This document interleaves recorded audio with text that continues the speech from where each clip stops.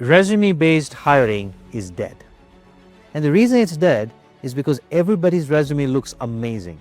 Thanks to the latest AI tools, in fact, we've got all the right keywords.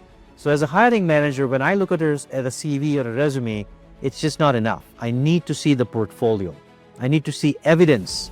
I need to see a demonstration of skills, not just declaration of skills, which is what a CV is all about, but really more of a demonstration of skills. So I strongly encourage each one of your mid-career professionals listening to this to build a solid portfolio of skills. Build the skills if you don't have them, but even if you have them, you need to showcase those skills through live projects.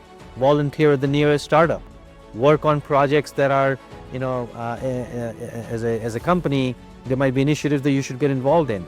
However you do this, you need to build a portfolio of demonstrable skills, because to me, that's the most predictable way to crack into those interviews, both internal promotions, but also out in the market.